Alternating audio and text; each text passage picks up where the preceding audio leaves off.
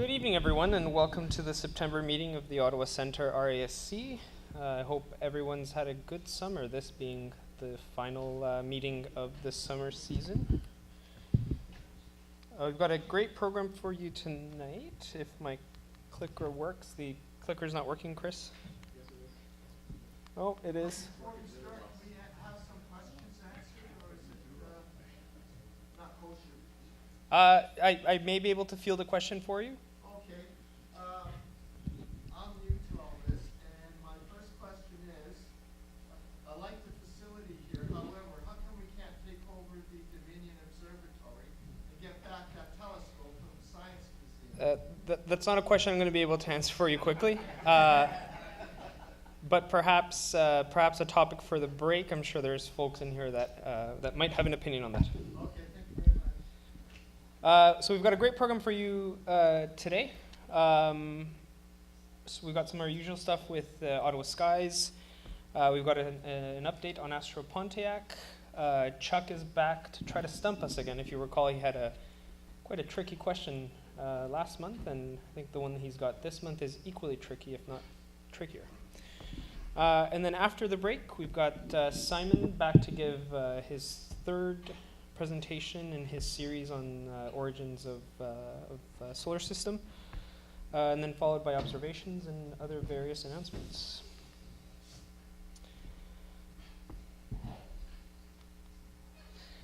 So these are our new members this month. Welcome to the new members. We've had 42 new members so far in 2018.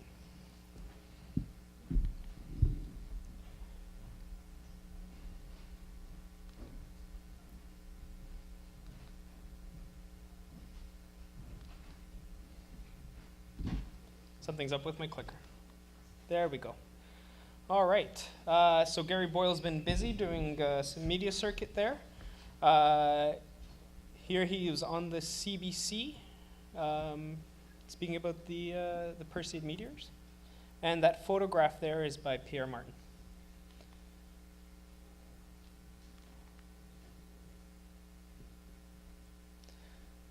Yes, Starfest happened last month, the first week of August there, and our very own Paul Cloninger delivered a very interesting talk on how to capture images in photography. It was a great talk, and congratulations for being selected for that, Paul. Oh, all right, Dave, take it away.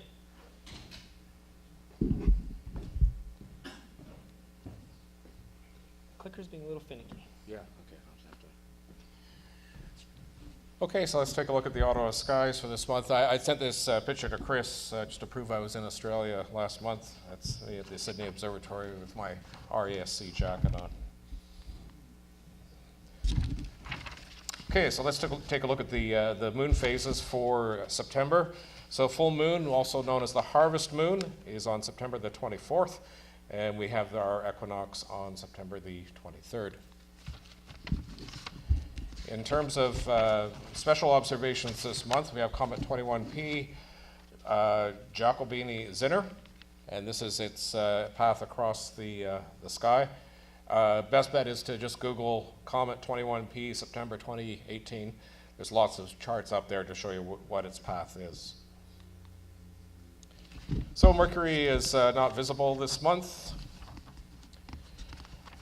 Venus is visible the first half of the month, and then we won't see it for a while. And Mars is visible all night. It was quite bright there the other night. Jupiter is visible the first part of the evening. Saturn is visible all evening. Uranus is visible all night. And Neptune is visible all night, and it's at opposition, which means it's closest to the Earth on September the 7th. That's tonight. Maybe we'll finish early and go out and try to find that one. Because our next meeting occurs after this event, I thought, well, I'll throw this in now. So you got the Draconids meteor shower, October 8th and 9th.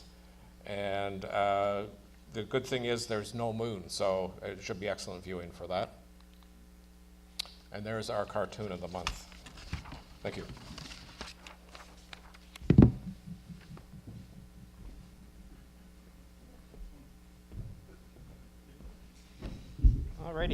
Thank you, Dave.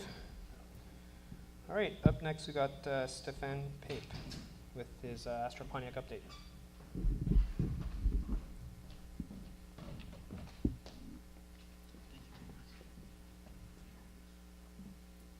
Okay, so this one is forward? The other way. This way. Forward, back, laser. Oh, okay, great. Hi, everybody. Thank you again for hosting me for another update on the Astro Pontiac project. Tonight I've come to speak about basically our physical presence on the observing field in Luscville, because I was here a couple of months ago and was able to tell you a little bit about the planetarium that we just acquired. So this is our 10 by 14 shed that was built mainly on a sky shed design with a few modifications by our contractor. We were lucky to find a contractor that wasn't just a great builder, but also had a love of astronomy. So he put a lot of thought into sort of making everything just right for the type of observing we're doing. This is the shed in action on the night of the Perseids. So we've had a couple of events. First, we had on our first night we had Mars and Company, and that one we had quite a few observers, many from Rasc coming out as well, and not as many visitors from the general public, but that was okay because it was our first night and we were just getting used to the equipment. You'll see that because we're dealing with the public, we decided to go with a bit of a higher door frame and higher walls, but we still managed to have a decent view with the telescope of the ecliptic. And also, because it's a Schmidt Cassegrain that's on the mount, we're able to sort of play with the angle of the eyepiece, so that even sort of like younger people don't have to do too much climbing. My daughter Madeline, who's getting a little bit up there, she was able to observe with us for the evening, and she didn't have to use the step stools once, and of course the younger kids have to. This was a photo of our evening with the Perseid meteor shower, and I think, you know, when you don't have a picture, it's like it didn't even happen, because everything is just sort of ephemeral. You know, you have the evening and then it goes by. But we had a wonderful amateur photographer who just was passing by for the evening, James Peltzer, who takes pictures all around Ottawa and Gatineau, and he put this one together for us, and I think it really captures the spirit of the evening, because we put out the chairs and just let the sky speak for itself, and then we have people coming in and out of the observatory to maybe look at planets or whatever, as we pull something new into the eyepiece. And in that evening, for the Perseids, we had about 30 people come out. So we'll be having a few other planned evenings over the course of the fall. Tomorrow evening, we have, because of the moon cooperating, and if the clouds cooperate, we'll focus on sort of like deep space viewing. On September 14th and 15th, we'll look at the crescent moon. I really love being able to just sort of take advantage of the low light field and sort of like do some unaided astronomy. So we'll be pointing out like the Earthshine and things like that, and also take a look at the Terminator and also the planets later on in the evening. And then October 6th we're hoping to have a star party, because that would coincide with the municipality of Pontiac's annual fall fair. And so for any of these events, if you're interested in coming out to see what's going on, you're more than welcome. And if you're interested in bringing a telescope too, that would be great. We're really boosting the October 6th star party And so it would be wonderful if a few people would come out and join us. We'll have good representation from the Regroupement des Astronomes Amateurs de l'Outaouais Québécois there as well. Thank you. Can you tell us the location again? Yeah, sure. We're in Luskville, Quebec. So if you get to the Champlain Bridge, it's probably about 25, 30 minutes from when you first get into Quebec. And so the idea was to have a not perfectly dark sky site, but something that you could get out and it would make a difference to the skies. And then also you could sort of do it for an evening back and forth. So that's where we are. And if you go to astropontiac.ca, we have directions and links on the Google Maps to find us. That's great. Thank you very much. Sure.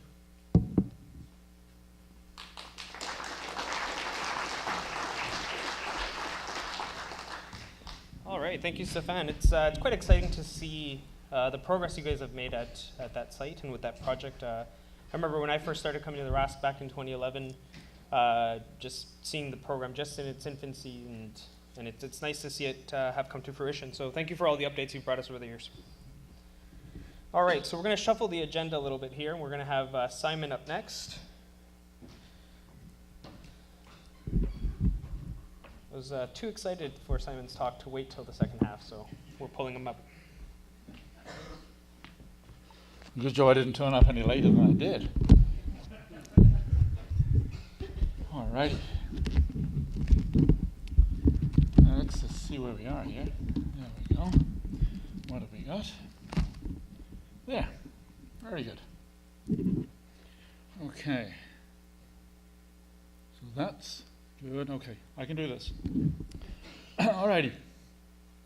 In my second talk in this series on rapidly evolving solar system science, it was entitled Chondrules, and it focused on understanding of what happened in the early solar system between 0 and about 5 million years after the formation of the very first objects. And those very first objects, of course, are calcium aluminium inclusions, what we find in chondritic meteorites. And we saw how the new thinking, if I can call it that, indicates that chondrules and chondrites are in fact a byproduct of the accretionary process and not a precursor, as was classically thought until very recently. And then I do that. Maybe I do that. I'm pressing the big arrow. Oh, I went too far, getting too excited now. Simon, Yeah.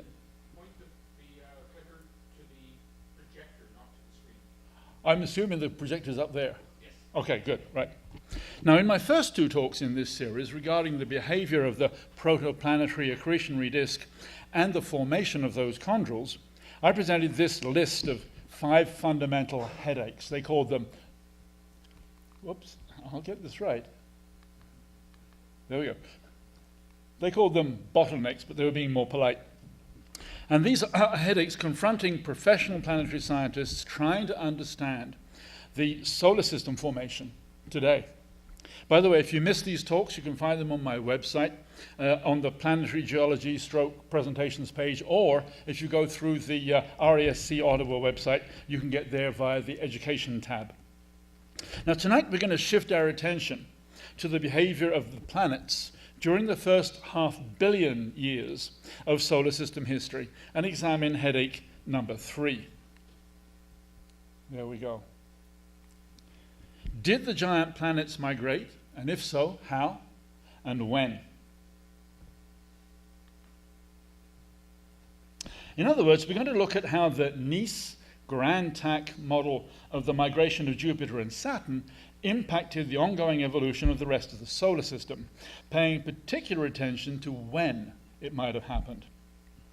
Now, this is very important because it has implications for the cataclysmic late heavy bombardment that is supposed, and I emphasize supposed, is supposed to have occurred at about 3.8, 3.9 billion years ago, if it happened at all.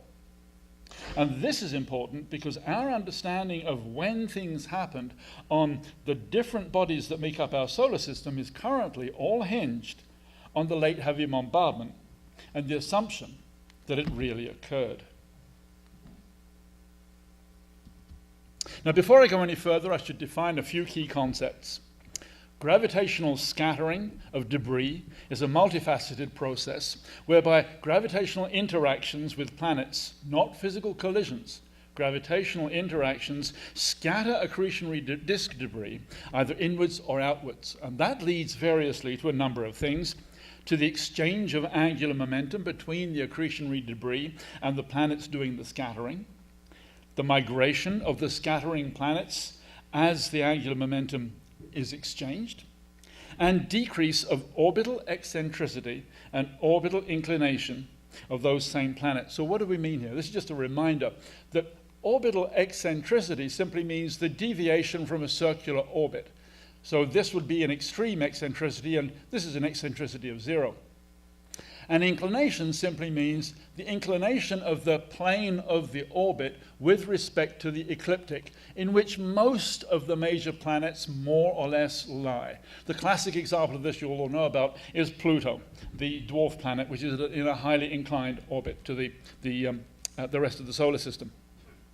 Now, most importantly, decrease of orbital eccentricity and orbital inclination itself can lead to planetary migration, to new resonant orbital configurations. And that's where pairs of planets change the ratio of their orbits around the sun. So, for example, a planet not closer to the sun might go around 3 times, compared with a planet further out from the sun, which maybe only goes around twice. And that resonance ratio could change to something else, like 2 to 1, as these planets are migrating around. Now, why has this Nice-Grand-Tack model taken center stage in recent thinking about the solar system evolution? Quite simply, because it's very seductive. It seems to explain a lot of otherwise difficult to explain observations. For example, it predicts that Mars should be smaller than the other rocky planets, Earth and Venus, which has been a head-scratcher for quite a while. It predicts the zone structure of the asteroid belt. We'll deal with that in a moment. It can even provide an explanation of how water ended up so abundant on Earth, which again has been a head-scratcher for quite a while.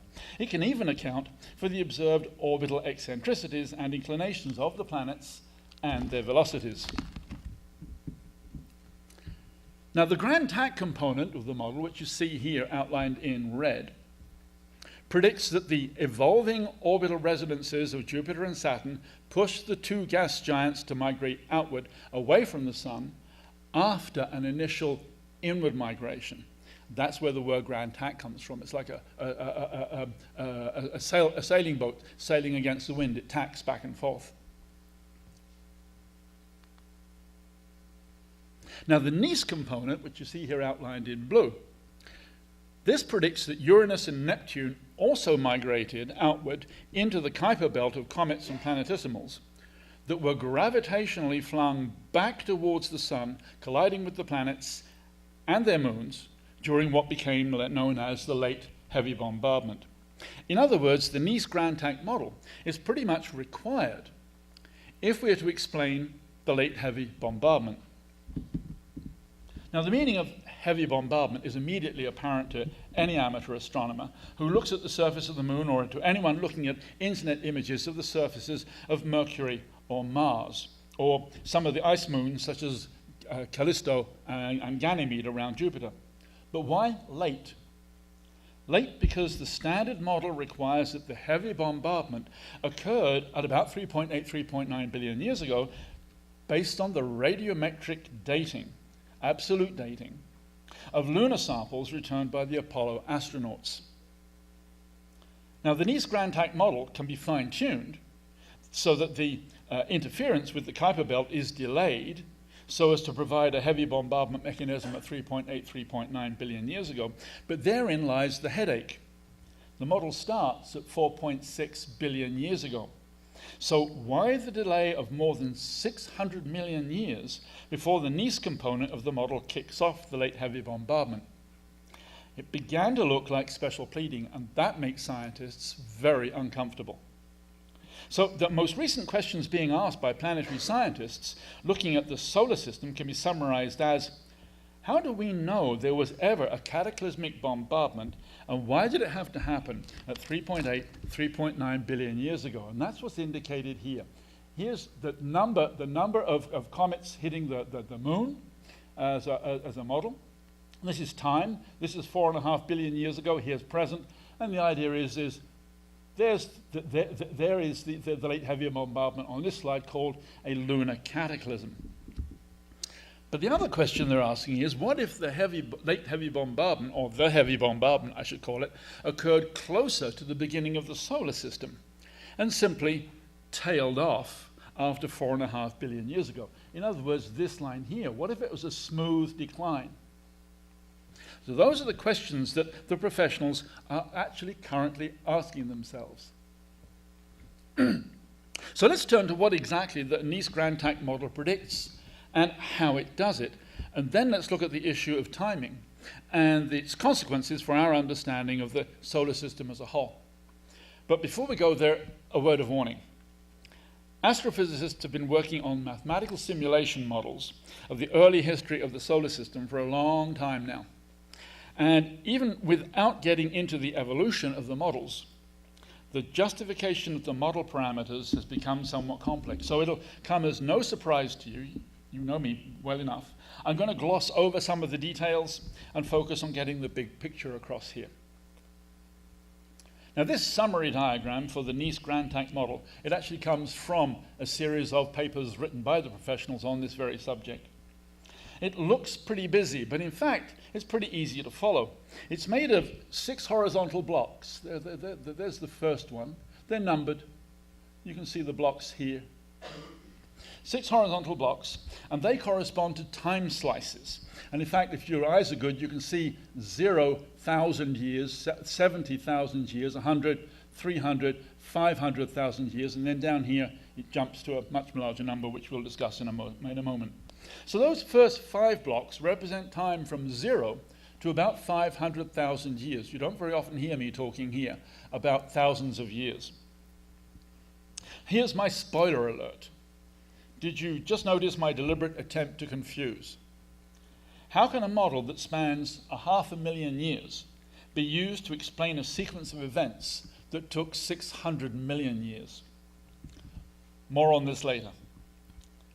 Now, the left side of each block is closest to the sun over here.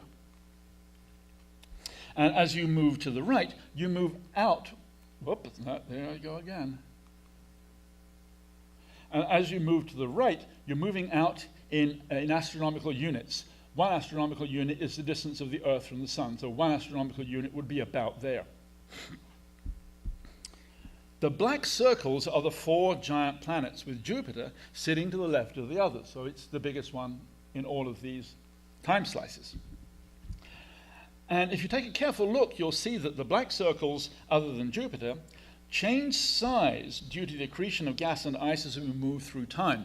And moving through time is going down. So let's take Saturn. You can see Saturn getting bigger and bigger and bigger, and then it sort of stabilizes in its size. And the others do the same thing. Now, the model starts in box 1 at time 0. So let's take a look at the starting configuration. So box 1 is this one up here. Inboard, to the left of Jupiter, we can see a red stripe.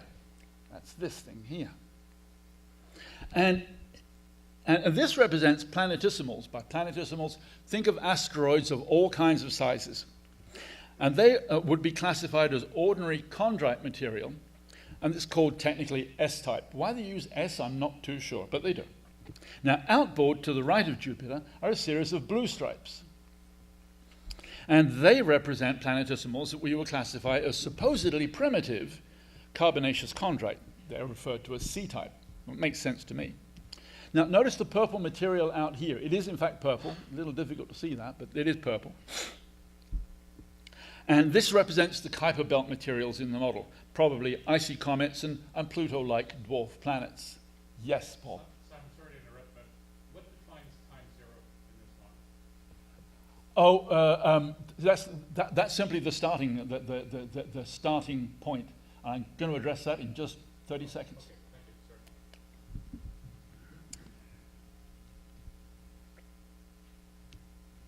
sir. Yep. And finally, notice here, these open circles. My fingers are just too big. There we go. There we go.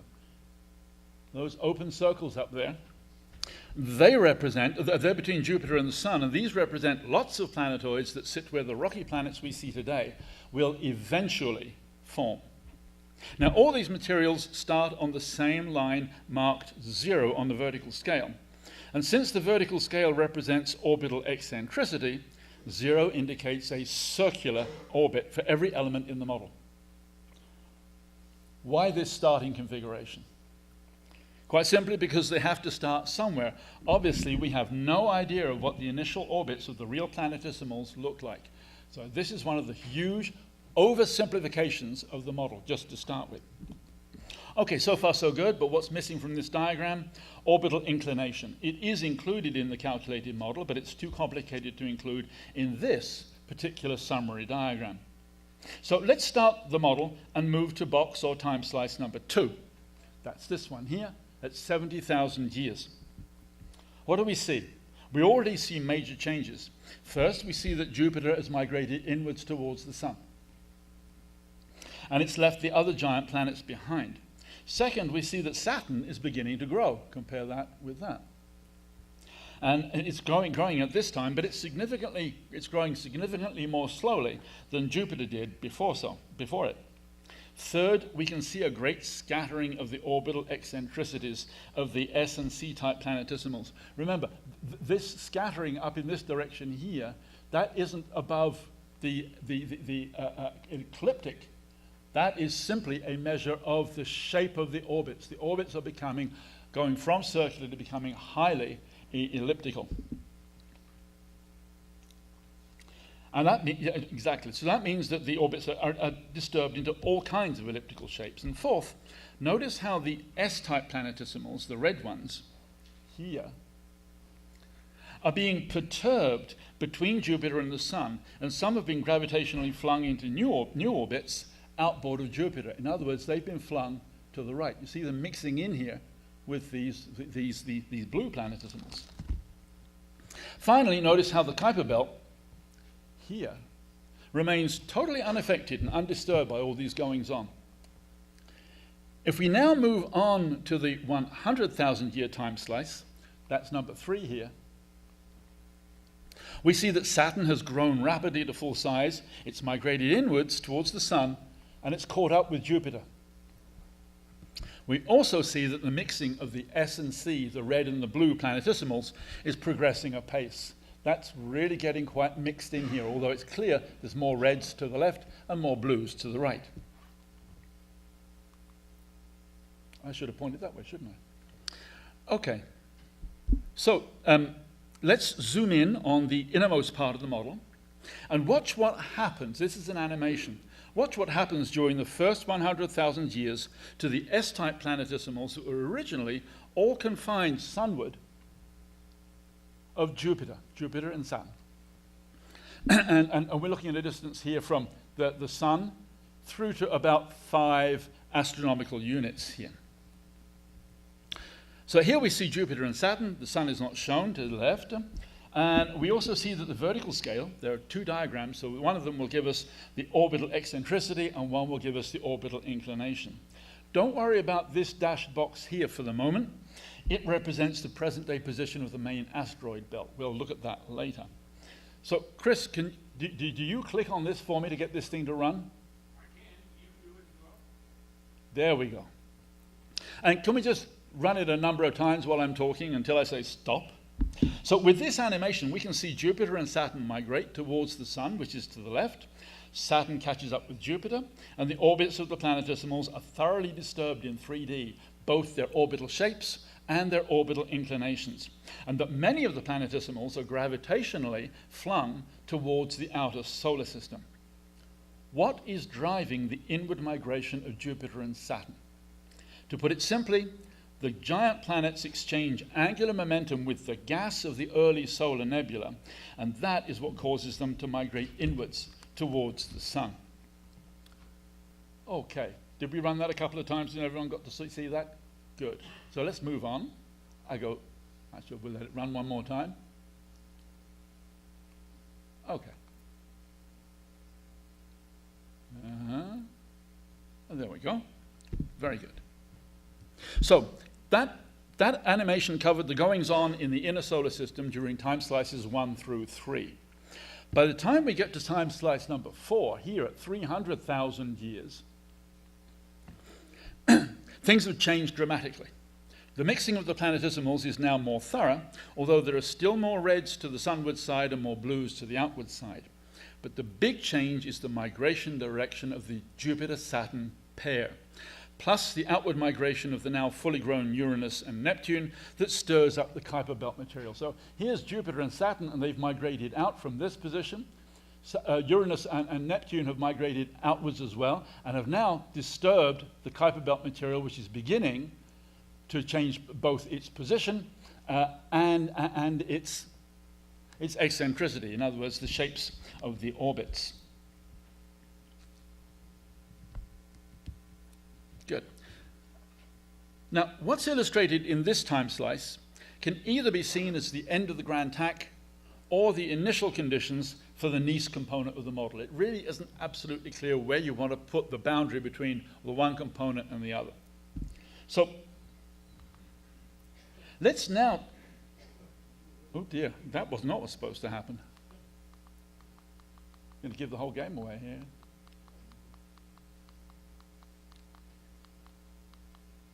Chris, can you take me back? I've got to go back a little further. There we are. Come on, you can do this. Come on. I think the battery in this is dying. Okay, what did we get to there? Okay, good. So let's zoom in now on the inner part of this time slice and watch what happens between 100 and 600,000 years to the S and C type, the red and blue planetesimals, during that transition from the grand tack component to the Nice model. And again, we'll see Jupiter and Saturn with the sun not shown to the left. And the vertical scale gives us both orbital eccentricity and orbital inclination. However, this time we do want to pay attention to this box here, which represents the modern position of the main asteroid belt. It's going to tell us something rather useful. So can we start that one up, please, Chris? Good. Now, the mixing of the S and C type planetesimals is now pretty clear.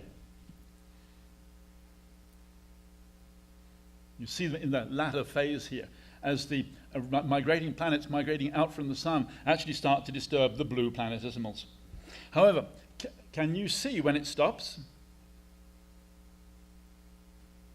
Can you see? Here's the asteroid belt, and can you see the zonation in the asteroid belt with the S-type reds and the C-type blues? The zonation in the within the asteroid belt. This is the last frame. I wanted it to things to be pretty clear here. And it's a blow-up of the last frame of that animation. And it really emphasizes here, don't do this to me. Don't do this to me.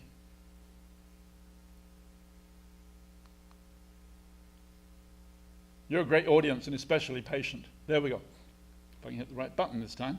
You can clearly see that in both of these diagrams, you've got a very clear zonation of the asteroid belt with these wet carbonaceous chondrite planetesimals to the outer part, and these drier S-type ordinary chondrite planetesimals to the inner part. Okay. Why do astrophysicists insist on separating the grand tack from the Nice model? Because the driving mechanisms are quite different. The inward migration of the grand tack is driven by interaction between the giant planets and the gas of the solar nebula. But the outward migration is driven by orbital resonances between the giant planets and between them and the remaining planetesimals left in the solar system after the gas has gone, after it's dissipated or has been consumed. So this is why they make this distinction. Okay. Now in time slice 5, that's the one at the bottom, the giant planet, oh, that's at 500,000 years. That's not the one at the bottom, I'm wrong. That's this one here. The giant planets have now reached their modern distances from the Sun, and the planetesimals have reached their ultimate degree of mixing, and the Nice model is approaching a climax. But look carefully at the planetesimals. Notice how some of the Kuiper belt material has now been gravitationally flung into the inner parts of the solar system. Some of this purple stuff has actually come out from here and is now actually turning up in here, even into the inner part of the solar system. And the tendency for the S-type asteroids to predominate in the inner asteroid belt and the C-type material to predominate in the outer asteroid belt is visible even in this summary diagram. You can see it here quite clearly, and even here you can see it. The blues are over here and the reds are over there. What about time slice 6, jump forward to 150 million years? What's it doing here in this diagram? Basically, it just illustrates that after all the dust has settled, pun intended, we see the modern configuration of the solar system with 4 rocky planets, a zoned asteroid belt, plus Jupiter and Saturn where they are today. And there are our 4 rocky planets. There's our asteroid belt, Jupiter and Saturn. Now, I mentioned water earlier. The heat of accretion, coupled with the heat from radioactive decay, especially from very short-lived isotopes like aluminium-26, led the rocky planets to melt and differentiate, which would have driven off any primordial water.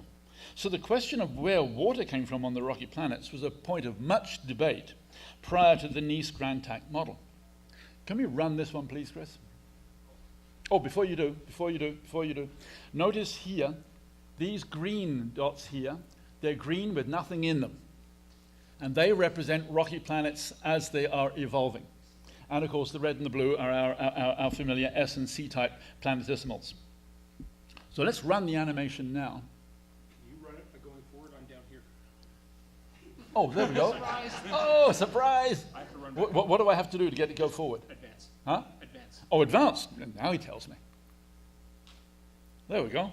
All right. Now, what this image illustrates is how the Nice component of the model proposes that during the mixing of S and C-type planetesimals, the carbonaceous chondrites in blue from the outer solar system brought water to the inner solar system, where it accreted to the rocky planets, which are marked, as I say, in green. And the animation represents 150 million years, while the 2 panels on the right the 2 still panels represent 3 million years there and 44 million years here. Notice how the blue dots appear and grow within the green circles, representing the successful accretion of carbonaceous chondrites and their water content. Here are the little blue dots in the green ones, and then as the green planets eliminate themselves, we find that these 2 planets here have got abundant water. So I'm on my own without Chris now. No training wheels. So how do we pack 600 million years of solar system evolution into a 500,000 year model? No one's sure. And that's a very major headache that I'll address in just a second. So having looked at the how of the Nice model, oh, you reckon this might work better? Yes. Thank you. So having looked at the how of the Nice-Grand-Tack model, maybe we should now look at what planetary scientists are saying about the when. Let's see if I can do this. Yes. So in December of 2016, I gave a presentation at this very podium regarding the recent questioning by planetary scientists of the impact history of our own moon. Up until the last decade, the standard model defined the late heavy bombardment as a cataclysmic event that was dated at 3.8, 3.9, using rock samples returned from the moon by the Apollo program. Samples interpreted to represent the event, the events that created the major Mare basins, major Mare impact basins, consistently yielded what were taken to be formation ages in the range of 3.8, 3.9. Hence, the late heavy bombardment was accepted as a solar system-wide cataclysm. Notice the Imbrium impact basin here, dated at 3.85 billion years ago. It's the youngest of the basalt-filled Mare basins on the moon's near side. Keep it in mind. NASA's Apollo rock samples, principally impact breccias, that's rocks which were crushed by the force of impact, and impact melts, which are rocks that were melted by the heat of impact, all came from a relatively limited area on the moon's surface. They all came from this area here, for security reasons, by the way. In the 1970s, scientists used two methods to obtain the ages of impact basin formation. The first looked at the uranium-lead radioactive decay, uranium breaking down to lead, in grains of a mineral called zircon, and there's a zircon grain right here in a rock sample. The problem was that they used an old method of dissolving all of the grain in acid prior to analyzing the uranium and lead content. We now know that zircons can have really complex microstructure with internal domains and external rims, each of which can represent distinct new growths and or a resetting of the uranium-lead clock. In short, represent different events. So by analyzing the whole grain in this manner, you end up with mixed or meaningless ages. One way of getting around this problem was to analyze the isotopes of argon in the impact melts. And when they did this, they obtained a spike here. Here's time.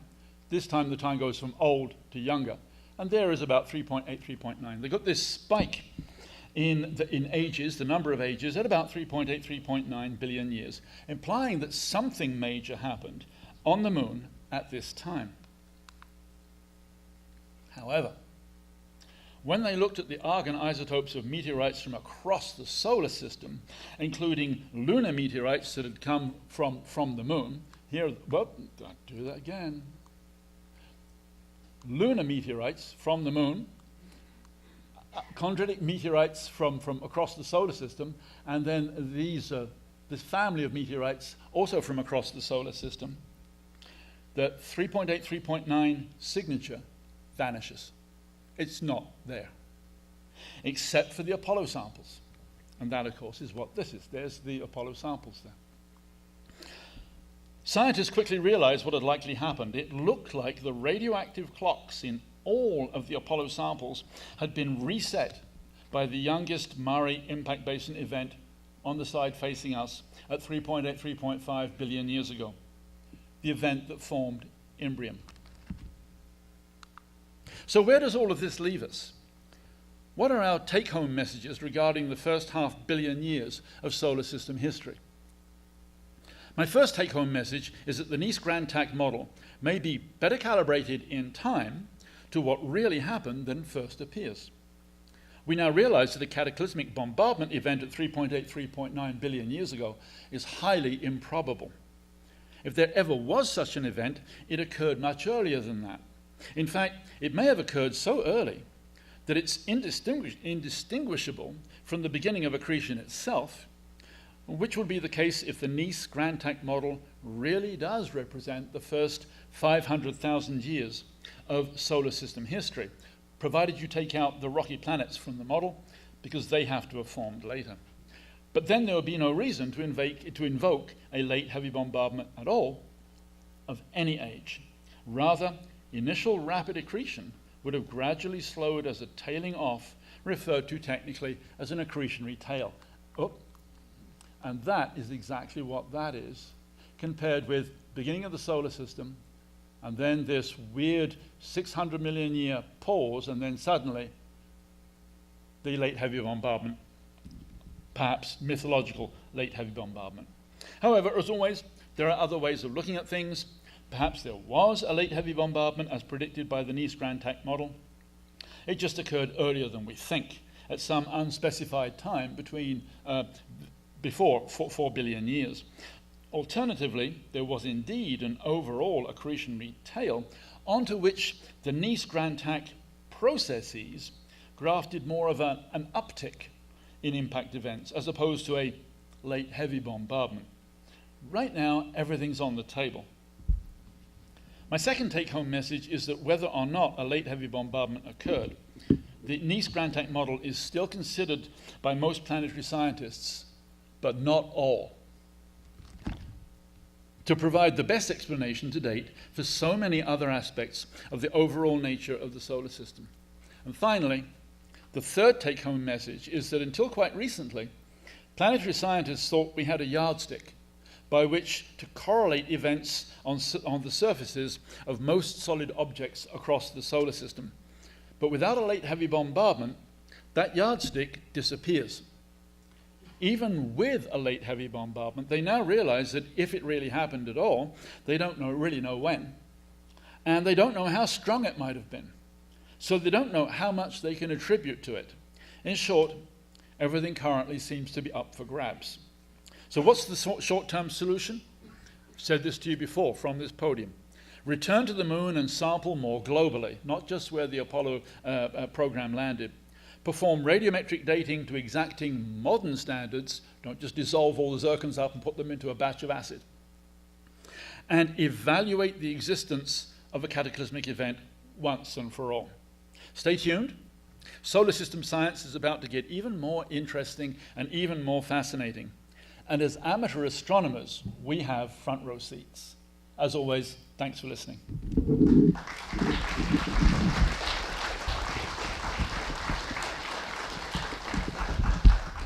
We have time for a couple questions if you.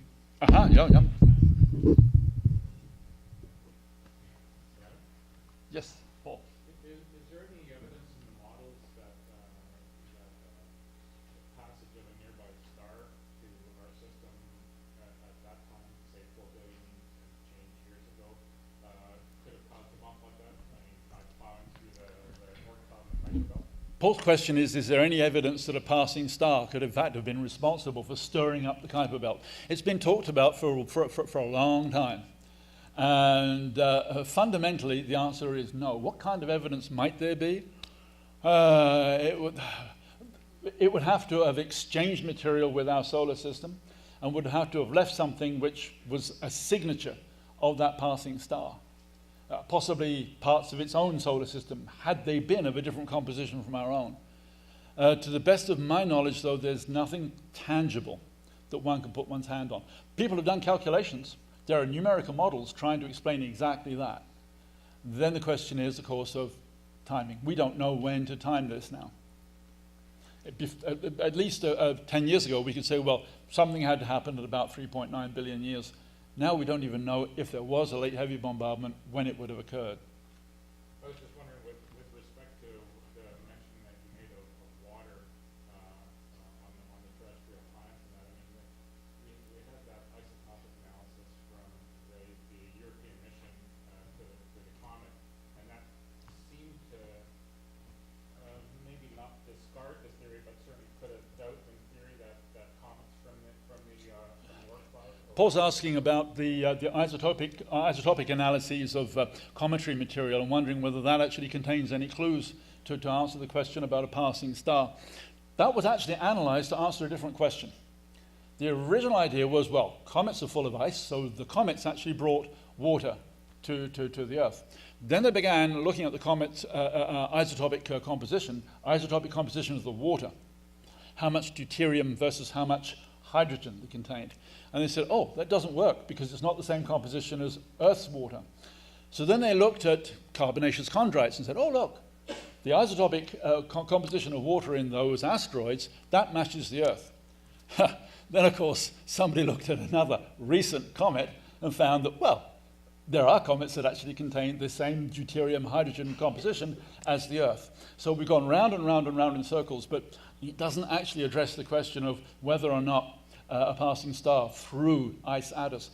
If it had been, if we were picking up ice which was totally different in composition from anything else, we could suggest that perhaps there was traces of something coming in from outside. But it wouldn't have to be due to a passing star. It could be.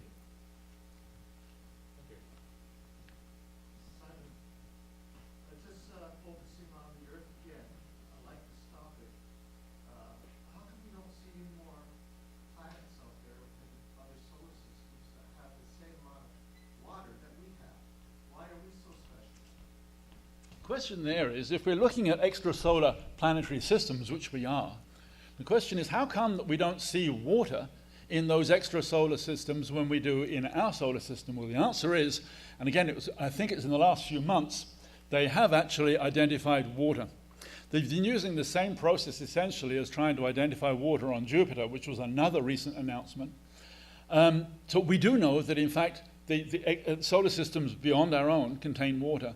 But that really isn't a surprise, because the molecular clouds, which would have collapsed to form these solar systems, including our own, we've known for a long time now that those molecular clouds contain water. Water is actually very common throughout the solar system. Now, I've got to be a little more precise about this. It's not drops of water out there. It's not somebody can go out there and have a shower in a molecular cloud. It's actually oxygen and hydrogen, just one hydrogen, what you'd call a hydroxyl ion. But all it needs is another oxygen, and there's water. Second question. Did the Oort cloud form as a result from the Nice process? The Oort cloud is certainly not included in this model, other than, no, in fact it's not, it's outside of the Kuiper belt. I don't know that anyone's really defined a workable model for the formation of the Oort cloud. It's just considered to be basically the leftovers. That's all I can really tell you. Okay, thank you very much, Simon.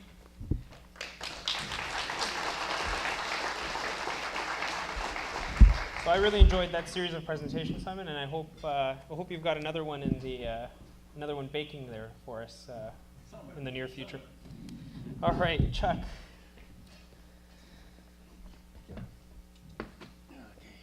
Laser backboard. Perfect. Okay, this is a segue right in from Simon's talk. Here's an asteroid, and there's a whole bunch of chondrules. That'd be kind of cool. And I'm a kind of a science fiction fan, and Arthur C. Clarke brought the subject up once about meteorites. He said, the coolest thing, if we could find a fossilized electronic component inside a meteorite. Wouldn't that be cool? Anyway, this is kind of an extension of last month's trivia. And we did have one winner last month. And again, I have a shatter cone here. I'll leave it out here for you to look at it during the break. And if somebody can answer this, we got a shatter cone from the Charlevoix crater. Now, questions about orbital mechanics and so on, they seem simple, but they're really not. As we found from last month, this was the question from last month. Derek jumping 2.4 meters. If he did this on the Earth, how far could he go on the Moon? And the simple question is just divide it by the magnitude of the gravity on the Moon, and hence we get it. But it's not quite that easy. What we have to do, we have to consider the center of mass. In other words, Derek actually just moved his center of mass over the bar. And he had a head start of almost a meter. So if you look at it, from a meter, and his center of mass actually jumped, or he caused his center of mass to jump 1.4 meters. Whoops, what did I do? And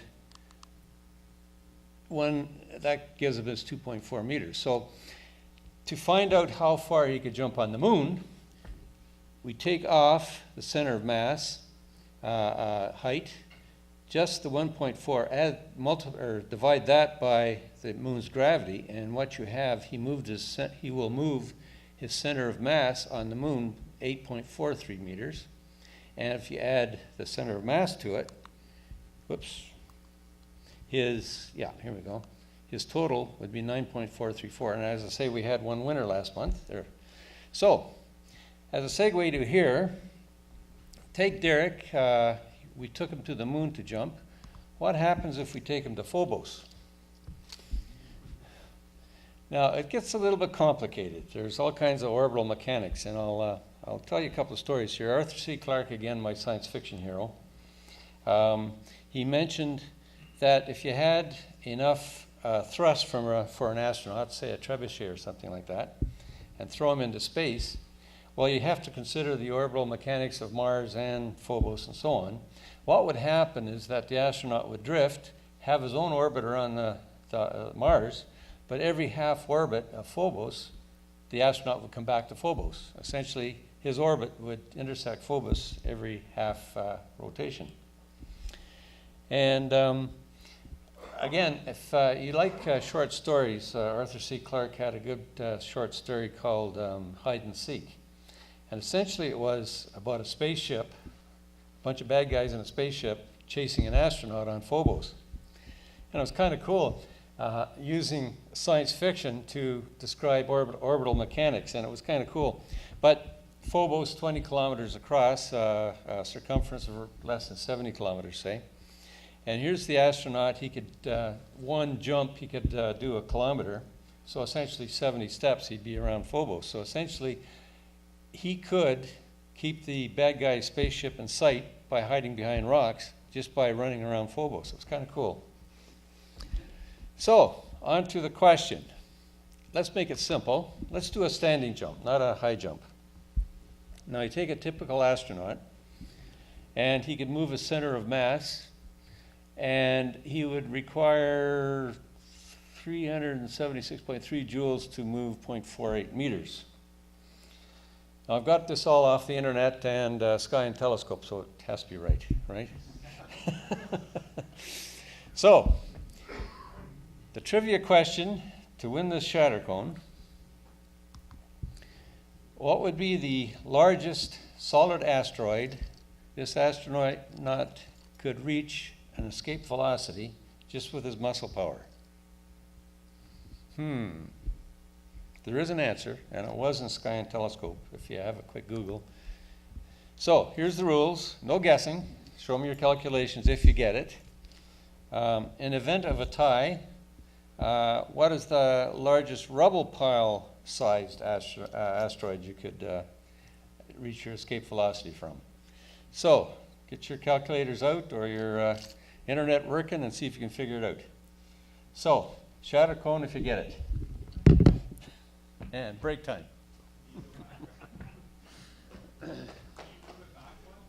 Yeah, okay. Basically, name the asteroid this astronaut could jump off. The biggest asteroid. A smaller asteroid, easy. One that's a little bit bigger, he'd return to the asteroid. There is an answer. All right, thank you, Chuck. We're going to go to break. It's 8:20. I'll put the question back up during the break. It's 8:26 now. Let's take 10 minutes and reconvene at 8:35.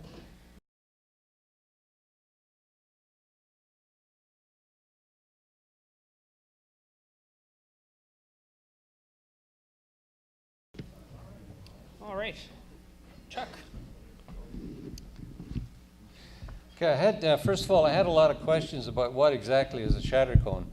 And it is very fortunate that we can actually have shatter cones to identify impact craters. A shatter cone has a special signature on it, and after the meeting, if you want to talk, ask me more about it, I'll be here. But it's one signature you can actually see with your eyeball. On my website, everybody thinks, oh, you just find a circular lake and it has to be a crater. Well, I've demonstrated a couple of examples of one lake that is not an impact and one lake that looks exactly like the other one, and it is an impact site. So it is a case of a little bit of a geology study. So unfortunately, nobody won the shatter cone this time. Jerry won it last month, and where are we here? There we go. Okay, so unbeknownst to me, the answer was actually put up there. If you knew what an asteroid of around 3.9 kilometers, you would have got, if you knew an asteroid of that, because if somebody was quick enough to Google that, they would have got this formula. And what it is, there's probably a day-long lecture to find this, to end up with this formula. But essentially, what we have is the magic number of 3.9. This is a square root symbol here. The density of the Earth and the density of the object that we want to jump from. So the size of the object would be higher and inverse proportional to the density of the object we're jumping from. So I made it easy. We made it as a density of the planet Earth.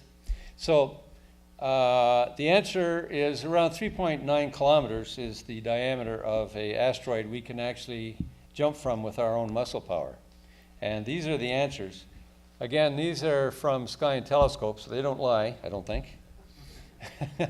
I never heard of these asteroids till I researched this subject.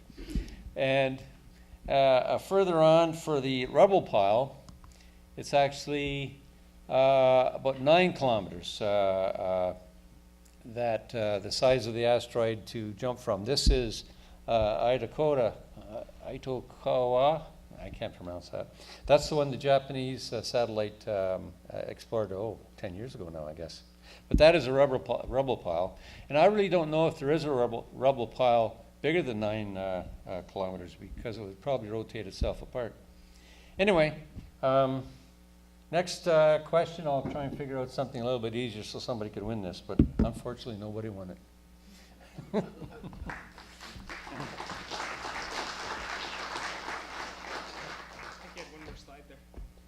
Oh yeah, that's right. Yeah, back. Another story here. This is the first slide I put up, and we could not, with our own muscle power, jump escape velocity off of Ida, but Dactyl, way off in the distance, we could actually jump off this asteroid to make it to here. Now it's 90 kilometers, so don't miss. Thanks for reminding me. Thanks. Thanks, Chuck. All right, up next, we've got our observation reports. We've got quite a few this month, so if you're on this list, please make your way and queue up there. So Jim, you're up first. And if we could dim these lights, it'd be great. Should I talk fast or slow? Oh, you're good. Okay. Forward, back, laser. Forward, back, laser. Don't touch the bottom button. Don't touch the bottom button. All right. Okay, the first 3 images are an example of the kind of thing that you can achieve nowadays using what is called video astronomy, or some people call it electronically assisted astronomy. So the first 3 images were all captured by me while I was on vacation up at my cottage with a very simple 4-inch refractor on a little Altaz Ioptron Cube Pro. And I used a ZWO camera, but there's many other cameras that you can use to do the same thing. And what has brought us to this point to give us images like this sort of in semi-real time is the software. Software has come a long way and is allowing you to acquire frames and stack them in real time and do some photo editing in real time. So this is, it's about 4 minutes of data collection. They were 5-second long subframes, all stacked. And I had a light pollution filter on. That's why the definition in the nebula is quite sharp. So this is M20, the Trifid Nebula, and its neighbor M21, an open cluster. The next object is slightly north along the Milky Way from M20. This is M24, the Sagittarius star cloud. Again, this is about 4 minutes of stacking 5-second long subs. And you can see, you can pull out some really nice detail. And you can even see kind of the brown and darker veil over covering our view of looking into the center of our galaxy. So this is not a cluster of stars that we see. This is looking through a hole of dust and gas into the center of our galaxy to see all of those stars that we can't normally see. So I thought that was a neat shot, especially the really well-defined dark nebulae over on the bottom right. And then the third one from that particular evening is the Western Veil, which is still quite observable right now. It's starting to make its way into the west, but it's still mostly overhead at sunset. And it's the brighter of the three parts of the whole Veil complex, which is the remains of a supernova explosion. I especially like the colors in this. I thought that really turned out quite nice. That is an excellent question. What is a true color, really? Like space is not black and white, correct? Well, color is entirely a human perception thing. That's just the way our brain interprets different wavelengths of light. So all that I know from this image is that where there is red color, there is hydrogen that's emitting light. Where there is green, there is oxygen emitting light. What it actually would look like if I was there right next to it, well, that's up for debate, because the way our eyes see light is different than the way the camera sees light. And I had a filter on, so the filter is also altering what the camera is seeing. So this looks nice to me, and so I say that it looks natural. I don't know. But yeah, it's an interesting topic, and if you go on to user groups for astrophotographers using different palettes, replacing the reds with greens, and there's all kinds of interesting things you can do to make it look differently. But what it actually looks like scientifically, well, that's kind of up for debate. But anyway. So yeah, that was the last that was in early July, before the smoke rolled in from the forest fires. What size refractor was that, Jim? That was the 4-inch, the 98 millimeter, at about f4.2, I think I was using.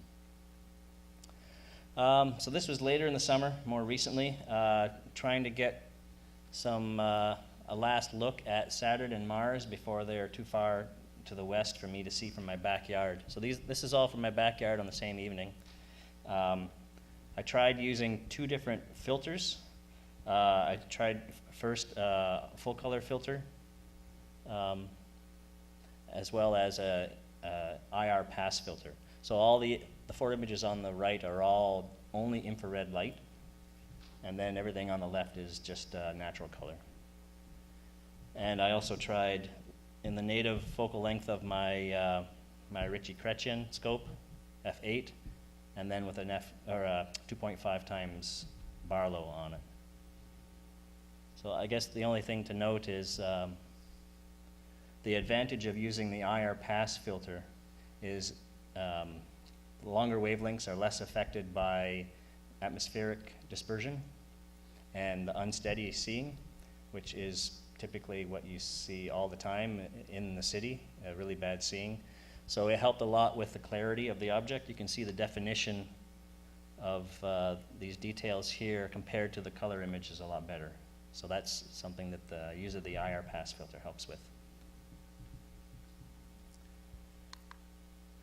A little more recent. So this was on the 30th of August. I was lucky to get a clear sky break, and the thunderstorms we had washed out a lot of the smoke from the sky, so transparency was good. So this is the same camera as I used earlier in the summer, but this is from my backyard in the Alta Vista area. It's on the 10-inch Ritchie-Chrétien at about f4.5, I think. I used light pollution filters as well, and I took a number of other images that night, but I wanted to show this one just because I think it's one of the most interesting shots of M8, the Lagoon Nebula I've ever got. It really shows the layers of gas. Like you have the cold, dark areas here in front, but then there's several layers of gas, kind of a whitish layer, and then there's a reddish layer behind that. I thought that turned out kind of neat. And if you look at the perimeter here, these dark kind of fingers around the outside, it's sort of like the edges of the gas shell being pried open by the the UV light coming from the young cluster of stars in the middle. So I thought that was a pretty neat shot. This was about, can't remember. Oh, this was more like 10 minutes of 10-second subs stacked. And the last few shots were taken the same night. I switched cameras to a monochrome camera and took some zoomed-in shots of the moon. So this is crater Posidonius, one of my favorites. Has a really unusual structure on the floor. Most craters you think are a bowl shape, but in this particular case, because of all the volcanic activity, like the lava that flooded the floor here, there was some heaving on the floor of this crater. It's no longer flat, it's actually kind of pushed up and cracked open. That's why you can see this ridge here is actually, the floor of the crater has been pushed up, and it's all split apart. So it's kind of a neat crater to look at. Next was Theophilus and Cyrillus is the older one down here. I always like to look at this crater because it gives you a really good idea of what happens during the impact. You can see very clearly there is an apron of material around the perimeter and even overlapping Cyrillus here, and that's the melt apron. So that was all material that was liquefied during the impact and splashed away from the impact zone. And then beyond that, there's all these little secondary impacts. So solid debris that was thrown out, hitting along the surface here in all directions. I thought that was pretty neat. And then the third one is one of the observing targets for the month of August, crater Clavius, and its craterlets, which are this ring here of craters in a line. It's kind of an uncanny alignment of craters of gradually reducing size. Question, Jim. Yes. What kind of telescope were you using to take these pictures? This is a 10-inch Ritchie-Chrétien. It's a reflecting telescope, but I had a 2x Barlow on, so I was at f/16, so about 4,000 millimeter focal length. The camera I was using is also very small pixels. I think they're about 2.9 micron pixel size, which gives also a good resolution. And it's a monochrome camera with an IR pass filter. So we're, again, only looking at infrared light here to get as steady an image as I can. The data is collected in the form of a video. So this was about 4,000 frames, I think, and I stacked just the top 5% to get this image. Now, are we looking at the far side of the moon here? Or is this the terminator line of the sun? That is, you are looking at the edge of the disk of the moon there. It's not the terminator. That's the edge of the moon. So this would be on the far side of the moon? No. Well, not the far side. It's on the edge of the sphere. So sometimes you can see more around the corner depending on the libration. But yeah, this is a mountain in profile. So all the craterlets that were in the observing challenge, I could pick up pretty easily. I think the smallest one was JA, Clavius JA, which I believe was this guy right here. But there, you can see there's other craters in here that are even smaller. Smallest one, I think, is this guy right here, which is just under 2 kilometers across. I worked out, just for kicks, what my resolution is here, and it's about a pixel for every 250 meters. So that's not too bad for Ottawa skies. Anyway, that's it. Thank you.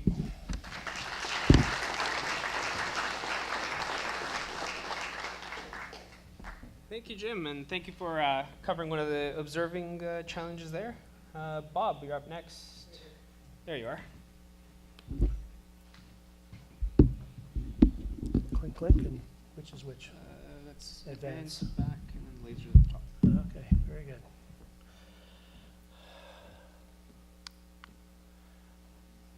Palomar 11 was one of the observant challenges. It's discovered in the 1950s by Hubble and ARP and Abel and Zwicky.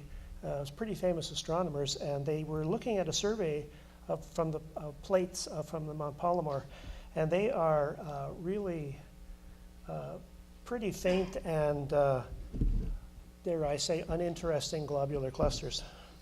I'm not totally positive you could see this with a telescope, but maybe. One of the things about it, one of the, for me, interesting things about it is that whenever I'm looking at something, get an image of something that I don't know what it is, I Google it and see what somebody else said. And this is a quote from a friend of mine. Was the only quote I could find about Palomar 11, and it's a guy called Jan Wisniewski, is a member of the Kingston Club, or it was. Yeah, it's pretty pathetic. It's just so you know, which one is the laser? The top one. The top one right there? Yeah. It's that. Okay. This is another observing challenge. It's a little planetary nebula, and so it's basically an exploded star. It's pretty bright. It's 8.1 magnitude, and it's about 3,500 light years away from us. And it exploded. It's pretty new. Also, it exploded a few thousand years ago, so it's pretty small. So really, to see it a little better, this is just an optical zoom. I'm cropping the image, and you get a little tighter, and you can see it definitely has shape. It's not a point. And if you took an oxygen filter and put it across and looked through it, I think the stars would vanish and the nebula would stay. Another observing challenge from a while ago was Albireo. And Albireo is in the Cygnus the Swan. It's the head of the swan, or if you want, the tail of the Northern Cross. And it's a real interesting when you look at it in a telescope, gold and blue double. And if you throw your telescope a little bit out of focus, you can see the colors better.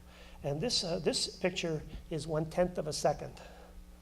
So it's pretty fast because this is pretty bright. Now, Mike Mogadam posted a note on the net asking whether this was a real double or not, or actually he was telling us that, posting the question.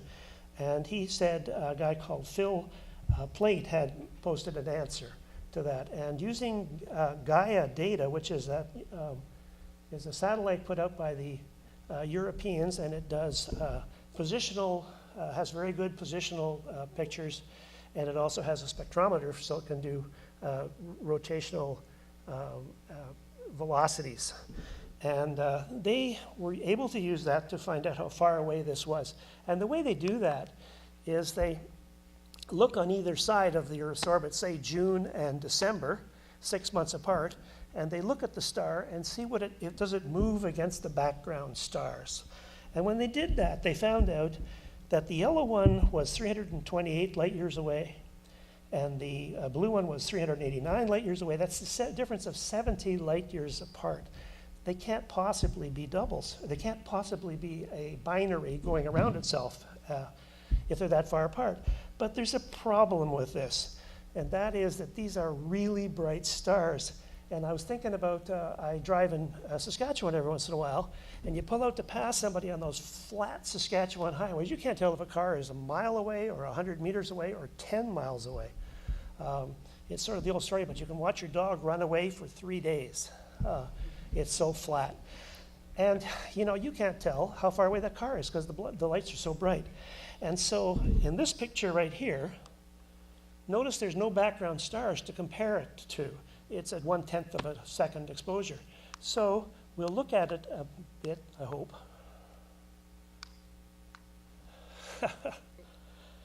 What happened? Too far. Here, I'll point it back for you. Sure, okay.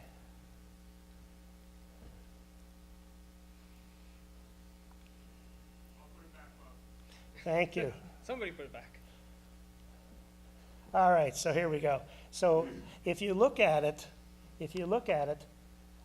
with a 60-second exposure, it's just blasted out. You know, you can't see any stars behind it because it's just a big blur. And it turns out that the error that you're seeing is approximately the same as the distance between them. So that's not a really, you know, when you can't tell how far away that car is coming at you, you don't pull out and pass.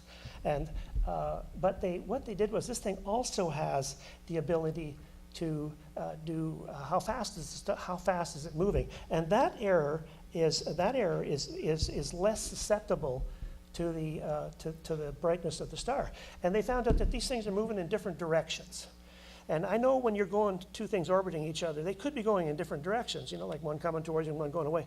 But these are going way too fast. We call it proper motion in the sky. So these are definitely too far apart from each other, and they're definitely going in the wrong directions to be in orbit with each other. It is what we call an accidental binary. They're just lined up in the sky, and they look really nice when we look at them. You should look it up, by the way. You really should see it. This is the Lagoon Nebula, M8. Again, it's in Sagittarius. This red that you're seeing is hydrogen that's been blasted by those bright stars in the nebula, and it just glows red. And it's too faint for us to see, by the way. We can't see red this faint. But when you put it on a film, gathering hours and hours of data, it shows up as red for sure. And then one of my favorite images to take is the Trifid, again in Sagittarius. It's around 5,000 light years away. And what you're looking at here, the red is, again, ionized hydrogen glowing like a Coke can. And the blue is actually a reflection nebula. It's not glowing at all. It's reflected light from the stars nearby. And the reason we see it as blue is that dust selectively reflects blue light. Same reason we see a blue sky. Sunlight going through the sky above us, the blue is scattered, and we see the blue light being scattered. So you're looking at basically sky in the sky. Thank you very much.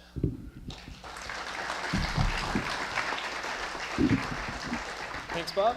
Up next, we've got Taras. Forward, back, laser. Thanks.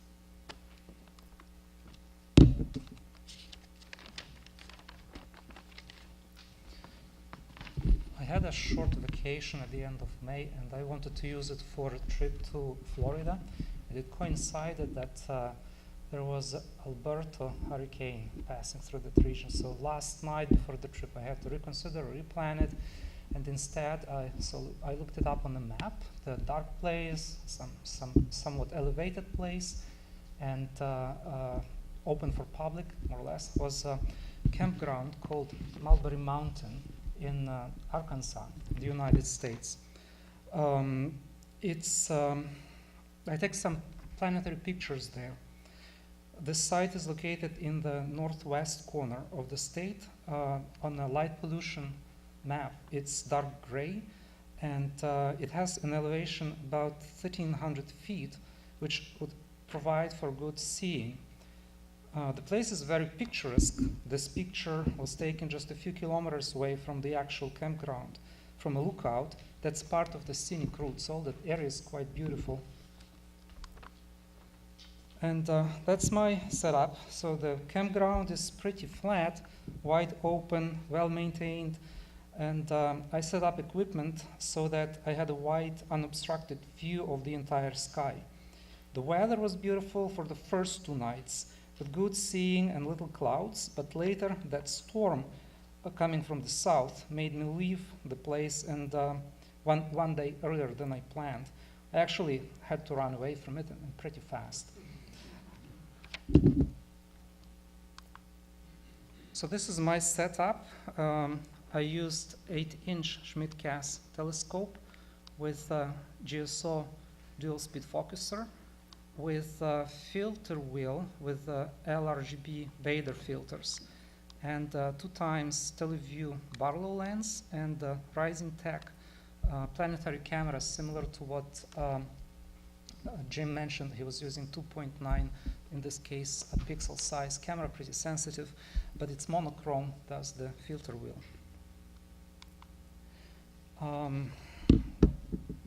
The main purpose was planetary imaging, but I didn't worry that the moon was actually approaching its full phase. So for that, I was awarded a beautiful view of the night scenery from the moon and occasional clouds being part of it. What was quite unusual was to see that, in fact, clouds were moving very low and fast. So sometimes it looked like I can reach them. They were so low. And moon shining through them was casting these volumetric shadows and cones of light.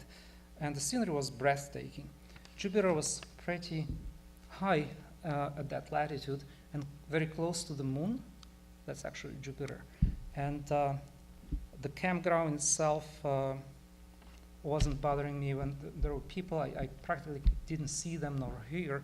There is very little light pollution coming from the campground in the woods, so I was left alone by myself. Seeing, as I mentioned, was pretty good, so I started with the moon. Was a picture of the moon taken with the same camera, and it's stacked, same idea. It's a video with some percentage of best frames selected. But when I started, so this is actually equivalent of 600 times magnification.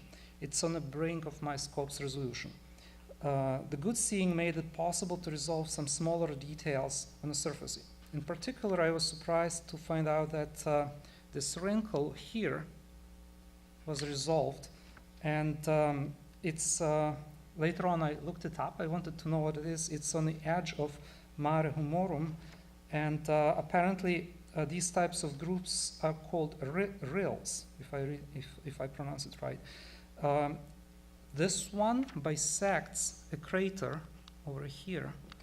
The crater is called Hippolus. It's actually a remnant of the crater. There's only 3/4 of it left.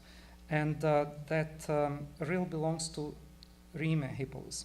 It follows the course from the south before curving gently into the southwest for a total length of 240 kilometers.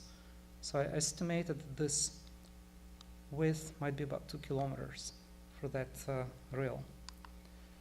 Jupiter, I always had a bad luck trying to see the red spot, but luckily that night, the first of the 2 nights, the red spot was facing me, so I took this picture. It was decent seeing, not really as good as it would have been in Florida, but much better than in our latitudes. Next night, though, it was much better, and I resolved some smaller details on Jupiter and one of the moons, so I was pretty happy with this result. And again, there is a little bit of red spot showing up here. Mars was up in the skies again, so there are actually 4 planets visible that night, and this was before the storm, sandstorm kicked in. It was, to be specific, May 29th, and I was happy to see that some details on the Mars showed up, definitely the details in the polar cap. I think this might be like a atmospheric, maybe cloud or so, and the surface details. Just for comparison, this is Mars when it was closest approach to Earth, but actually 2 months after that. So about mid of August when this picture was taken. This is taken actually from FLO Observatory. And to compare the size, I decided to show how much it changed in size compared to the one from the trip. Oops. Yeah, now you should be able to. Thanks. You gotta wait for the text to disappear, unfortunately. That's okay. Oh, there you go. So this is Saturn. Seeing, as I said, was, oops. Go ahead and go back one.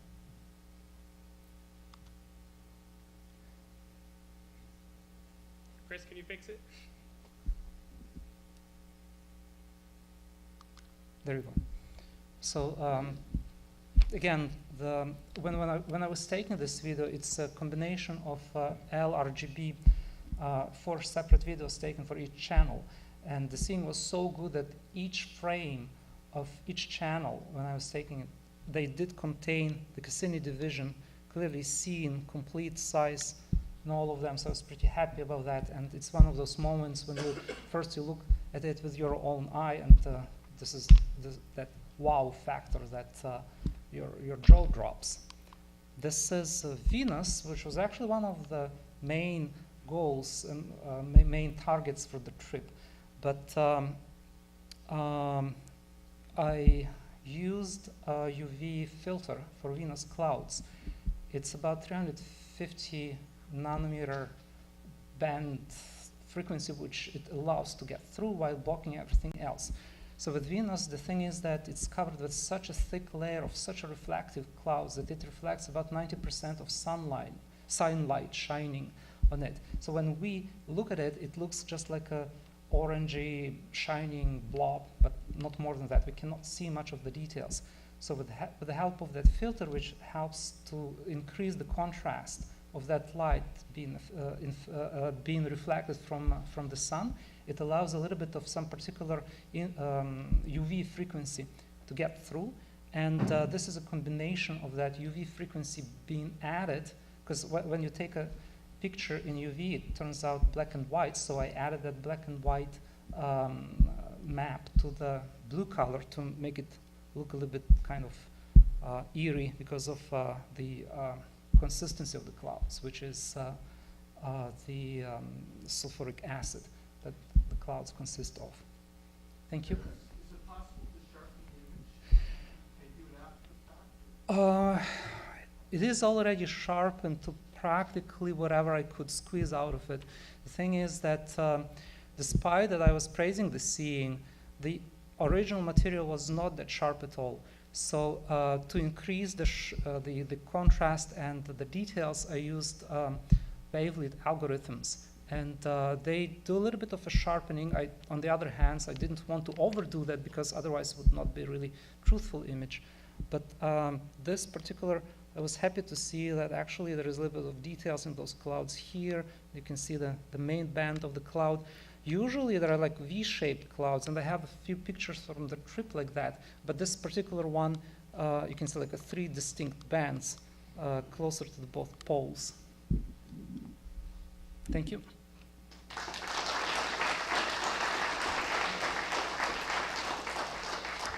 All right, thank you, Taras. Up next, we've got Paul.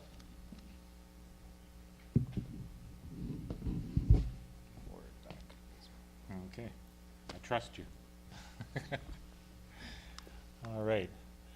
Well, good evening, everybody. Got a few things for you tonight. As Oscar mentioned, I was down at Starfest. I was invited to talk about imaging comets, and I thought it might be appropriate to take a little side trip. So we didn't take the most direct route to Starfest, and we decided to visit Brent Crater, which I know Chuck has talked about in the past there. For those of you not familiar with Brent, this is a very old impact site at the northern boundary, near the northern boundary of Algonquin Park. It's an interesting formation, especially when you become aware of the history.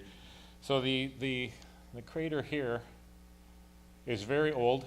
It's estimated that the impact that caused this occurred about 450 million years ago, and it's certainly in the Canadian Shield. Very tough, very durable rock, and so this feature hasn't been eroded completely over time. Instead, it's been filled in with a lot of sediments and rubble. Especially, we've had at least four major glaciations and all sorts of rubble filling it up. But when the impact occurred, we were talking about an object that's probably about a little bit maybe bigger than the size of a football field, an asteroid. So about 150 meters across, smacking into the ground at probably around 20 kilometers a second. So you can imagine the force. It carved out this crater, the original crater, about 3 kilometers in diameter. And that must have been a truly bad hair day, even for somebody like me. Because in an instant, in less than a second, that impact excavated 1 billion tons of rock and turned it into this molten shower of debris that went every which way. It's been estimated that the magnitude, the energy released in this impact is equivalent to about 250 megatons of TNT. So to put that in perspective, the most powerful hydrogen bomb man has ever detonated is about 50 megatons, so about 5 times greater than our most powerful H-bomb. That being said, if that occurred today, every tree in Algonquin and for quite a ways beyond Algonquin would be totally flattened. Apparently the shock wave would shatter most of the windows in Ottawa, and just the rumble through the ground would probably damage or bring down most of the buildings. So yeah, not a good scenario. It's good that it happened 450 million years ago. So we wanted to go and see this because it is an interesting site. It's not, as I said, directly on the way to Starfest, but I like exploring, so we checked it out. You can drive down this. It comes off the Trans-Canada. There's the Brent Road, which is a dirt road. It does about 32 kilometers of fairly well-maintained dirt road, if you're interested in ever going to see this. Just before you turn off, just before you reach North Bay, actually. And there's an observation tower just near the rim of the crater. And if you go further on down towards Cedar Lake, there's a campground. You can book a campground site there, which is what we did the night before we went to Starfest. So, oops, at the observation tower, if I can go back one, we're all button challenged tonight. So this is the view of the crater from the observation tower. It's an elevated structure, excuse me, that they built a number of years ago. It's just tall enough so that you can see over the tops of the trees that are basically sitting on the rim, part of the rim closest to you. The distant terrain there that you see is the rim on the far side, about 3 kilometers away. And there's a hill in the middle, which is not like a central peak. It's just debris that's been chucked in there. No offense, Chuck, but debris that's been washed in over the eons there and built up, because this area has also been submerged under ancient seas probably a number of times. But when this was discovered in 1951, it was quite exciting, because it was at a time when we were starting to explore these potential impact features in Canada. And they had just done some work up in the New Quebec, the Chubb crater in far northern Quebec. And this was discovered on an aerial photograph as a circular feature. And it was much closer to Ottawa. And so there was a lot of work done to see if this was in fact an impact structure. And so they from this central mound here, they actually drilled down over 1 kilometer to collect core samples to extract rock from the overlying rubble, and sure enough, they found evidence that pointed to what was most likely an impact feature. So 3 kilometers across and about 600 meters deep was the original crater there, and yeah, that must have been an interesting day. From the observation post, you can see just barely Tecumseh Lake here.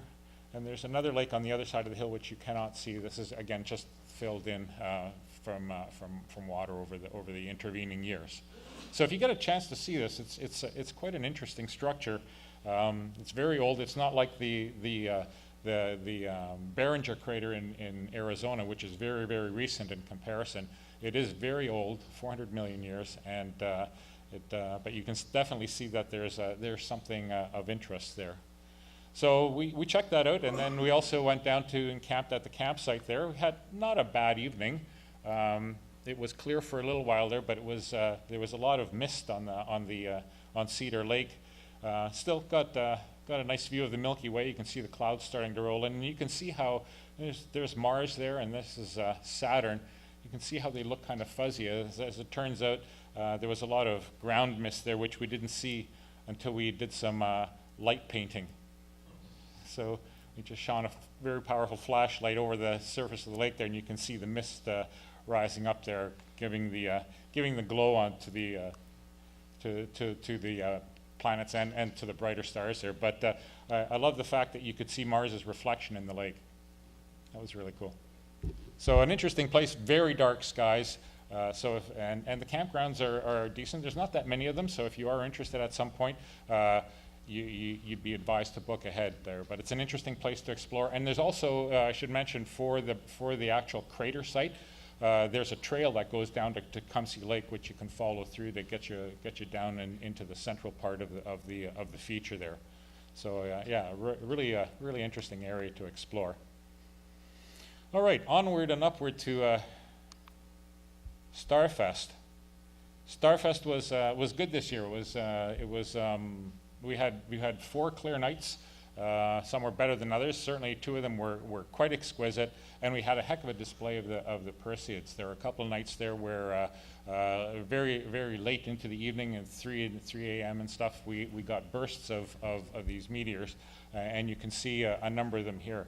And obviously, one of these is different than the others. That guy there, obviously not a Perseid, but bright enough certainly to register on the camera and take note. And Mars showing right down here. I should have aimed the camera a little bit lower because that's Saturn right down at the edge of the frame, Saturn and Mars. But yeah, some very nice bright Perseids, and the sky was very accommodating. So it was interesting. There's actually another, I don't know if you can see this very well, but there's another faint meteor there, which judging from the trail is also not associated with the Perseids, which are all coming from the radiant and share a similar trajectory. So this is just a 16 millimeter lens, 20-second exposures. I was just shooting them off all night there to try to capture a few meters, and this is a composite of a number of the best ones that I caught there. So yeah, good time this year at Starfest there. And as I mentioned, I was invited to give an image or a lecture down there on imaging comets, because this year is a good year for us. As Dave mentioned in his opening segment, we have a comet right now, Giacobini-Zinner, more affectionately known as 21P. It's a little easier. That's observable right now, and I'm really glad I had this opportunity to talk to you tonight, because for those of you interested in seeing this comet, it's an easy target with binoculars. It's currently at around magnitude 7, and I've heard estimates as high as maybe 6.5-ish. So not quite naked eye visibility, but near the threshold. I've been viewing this. I've actually been imaging this comet. Here, I'll give it to you there. I've actually been looking at this comet since about late May. I imaged it then. I didn't include that image because it's just a real smudge at that time. It was about 12th magnitude, but it's coming close to the sun. In fact, it reaches perihelion in 3 days, and so it's as bright as it's going to get. And we have the potential for a good night tonight and a good night tomorrow. There's a star party going on tomorrow. So if you'd like to see this, it's very pretty, even in a small telescope or in binoculars. It's quite obvious, and it's just a little bit of ways from Capella there. If maybe we can throw up the map later on, if for those of you that are interested, but you can certainly Google it and find the position of this. It's quite visible. This is one of 2 really. There's several comets that are inbound or have been. This is the second best one. And I'll talk about the other one in the months to come, because after the new year, we have the potential of a comet coming to magnitude 3, which is easy naked eye visibility. And so that it's very faint right now. I imaged it not too long ago, and it's down at around, I don't know, again, about 14th magnitude. It's just a little speck. But it's approaching, and in the next few months it should shine up. If it lives up to expectations, it could be one of the brightest comets that we've had in several years. So this is a good prelude for it, Giacobini-Zinner. And what I did, I shot this about 18 days ago. This is with my 11-inch scope and a Canon 60DA. And what I did is, one of the problems with imaging comets is that they move. in the course of the night. In fact, if you're out tonight or tomorrow night to see this thing, you'll notice if you look at it periodically during the course of the evening and take note of the stars that it's nearby, you'll notice the movement because it's quite obvious. And when you're shooting it with a telescope, that becomes even more apparent because you're using a lot of magnification to see this thing. So I keep the exposures really short, and to try to minimize the drag, because my auto guider isn't sensitive enough most of the time to pick up on a comet like this. I have to guide on one of the nearby stars, and if I guide on the stars, that means the comet's going to drift if I let the exposure go too long. So I take a lot of short exposures, and what I do is essentially separate the comet from the stars, stack them individually, and then put them back together. There's a little bit of work there, but it's worth it, and it allows me to do this next thing, which is a time lapse. So I've got a time lapse here, lasts for about 3 whole seconds, but it's a compression of about 65 minutes of this comet's motion on that night 18 nights ago. So see if I can roll that. So yeah, that's you can see that's just over an hour of its motion through the sky. So obviously, even a 5-minute exposure or something like that, if you're not guiding on the comet's nucleus itself, would just become a smear. Just a question, is that a tail of the comet on the right-hand side? It most certainly is. Yep. It is.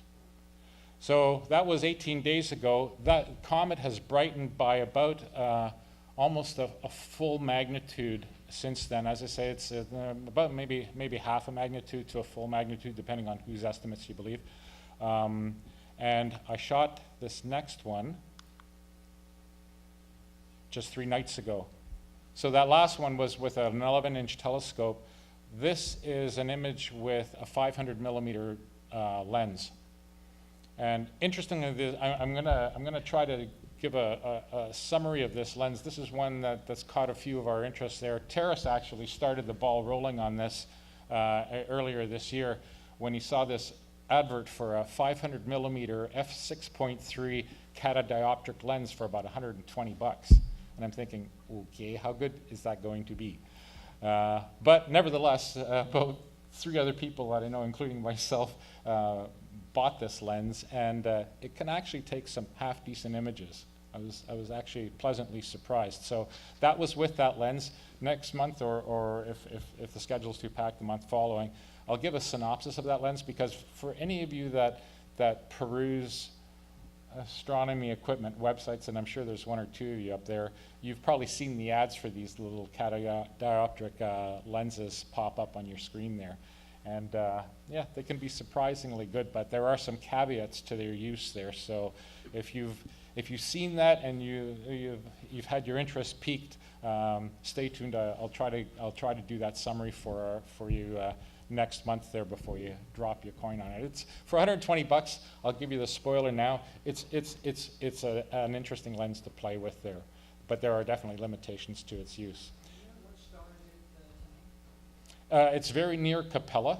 It's in fact, if you look at any star map and turn your binoculars to Auriga, it's in that polygon that forms Auriga. And if you're more familiar with stars, between Capella and El Nath, which is one of the stars at the end of the horns of Taurus, it's about halfway in between. And that's my last image. So anyway, yeah, stay tuned on that one. It's an interesting object, but do it tonight or tomorrow night, because otherwise it reaches perihelion and you're going to lose it after 2 days. All right. Thank you, Paul. We've got Gordon next. Couple of images. Alrighty, I headed out to FLO at the beginning of August, the Perseids weekend, and this is taken with my Canon 70D on my Iopton SkyTracker Pro with a 10 to 20 millimeter lens. I think it was probably about 10 or 12 millimeters. And so I caught a couple of things, and which we can I caught a little Perseid. Nice view of Andromeda. And we were looking a couple of nights ago, in here somewhere is the comet that we were we've all been talking about this evening.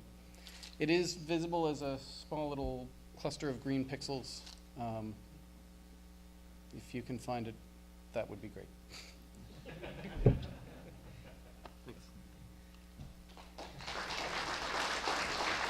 Thank you, Gordon. All right, it's me next. So I think back in May, I showed you guys this image. I also showed it last month. This is the Leo triplet. So last month I showed, so this was taken with an 80 millimeter apochromatic refractor. And last month I showed a close-up of this galaxy there, M66, that was taken with my 11-inch edge. So this month I've turned my eyes on NGC 3628, this guy there, with the 11-inch edge HD. So that's about 3.5 hours of exposure, combination of 10 minutes of exposures and 5 minutes of exposures with a Canon 60DA. So that's a spiral galaxy. It is classified as an unbarred spiral galaxy, but there are some thoughts that it is barred given sort of this X bulge that it displays. I captured that in the image, which I thought was kind of cool. All right, and next we've got a couple submissions by Roman Dziobba. So he took these from Iqaluit. So he captured a couple sundogs there. And I'm not sure what this phenomenon is there. Does anybody know?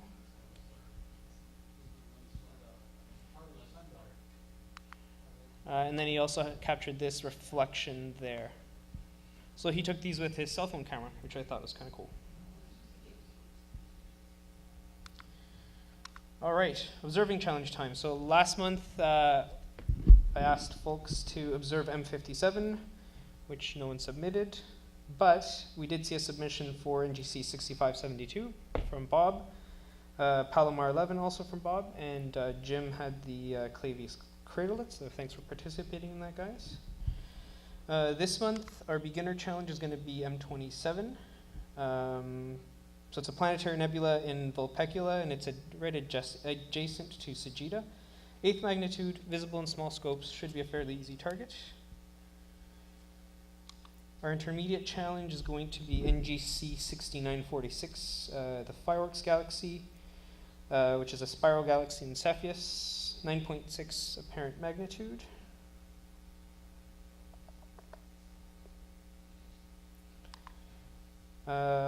And our advanced challenge will be NGC 6196, which is a galaxy in Hercules, and it's just southwest of M13, 13.9 magnitude. For our lunar challenge, Rupus Recta, or the straight wall, which is best visible on lunars day 8 and 22. So that's it right there. It's located in Mare Nubium. All right, so to summarize, that's M27 for the beginner challenge, NGC 6946 for intermediate.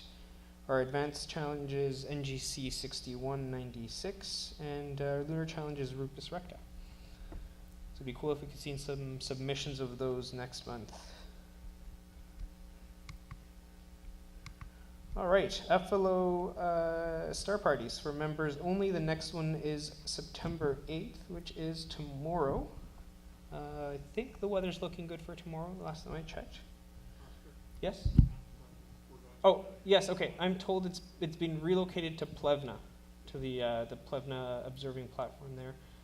So talk to Gordon there if you don't know where that site is, and to get all the details.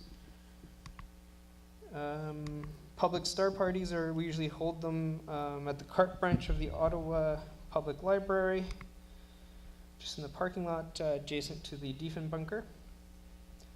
The next one is tomorrow, with rain dates of the 14th and the 15th. And the October dates are the 5th of October, which is actually going to be a star party here at the museum that's being hosted by Chasm, and that we're helping to host. So it'll be a short program for the meeting, and Star Party probably behind the hangar, weather permitting. And the 6th is at Luskville. There's that Star Party's happening at Luskville. What's the date for the one here? The 5th of October. Estelle's pick of the month is Einstein's Unfinished Symphony. Thank you, Estelle, for picking that out. These are the folks that keep this well-oiled machine running. So thank you for your assistance. Our meetings are available to view later. They are recorded and posted on our website. We had an audience of 76 today. Thank you for coming out. Thank you to all the speakers and volunteers. Our post-meeting meeting will be at Grace O'Malley's at Ogilvie and the Aviation Parkway. Our next meeting is Friday, October 5th at 7:30. This is another meeting where we're sort of breaking from our tradition of staying away from holiday weekends. This is the Thanksgiving long weekend, so it will be held on that weekend. Membership benefits: you get access to the Ted Bean Loan Library, the Stanmont Book Library, and the FLO by joining the club if you haven't already, and also access to these exciting publications. No door prizes tonight because I goofed, so apologies. And again, reminder that the next meeting is October 5th. Thank you very much, and see you next month.